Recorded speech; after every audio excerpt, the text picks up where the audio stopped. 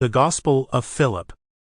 The Hidden Gospels, Exploring the Lost Texts of Early Christianity. Dr. Samuel Wyndham. Copyright Pickle Publishing, 2025. Chapter 1. Rediscovering the Gnostic Wisdom of Philip. The early Christian world was far more diverse than we are often taught to believe. The version of Christianity that became dominant was shaped by the decisions of early church leaders who sought to create a cohesive narrative about Jesus, salvation, and the nature of God.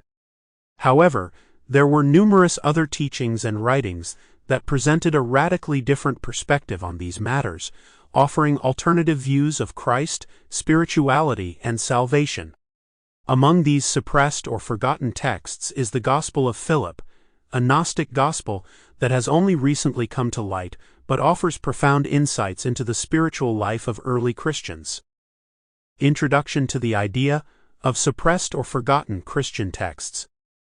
The Gospel of Philip is part of a collection of Gnostic writings that were marginalized or actively suppressed by early Christian authorities.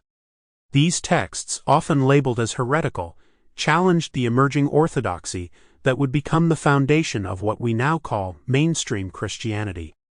Gnosticism, the religious movement from which these texts emerged, was centered on the belief that salvation comes not through faith alone or external rituals, but through gnosis, a deeply personal mystical knowledge of the divine. In the early centuries of Christianity, diverse groups of believers held varying interpretations of Christ's teachings. The apostles and early followers of Jesus presented different views of his message, many of which were excluded from the official biblical canon. The Gospel of Philip is an example of one such text that remained outside the Orthodox Christian tradition for nearly 2 millennia. In the context of early Christian diversity, the Gospel of Philip is particularly significant because it reflects the mystical and esoteric path to salvation, which was largely sidelined by the institutional church as it sought to consolidate its power. The idea of lost or hidden gospels may seem controversial to some, but historical and archaeological discoveries have proven that these texts are part of the rich and varied tapestry of early Christianity.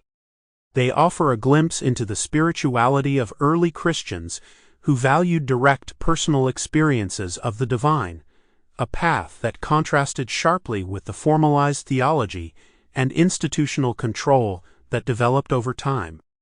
By rediscovering these forgotten gospels. Sample complete. Ready to continue?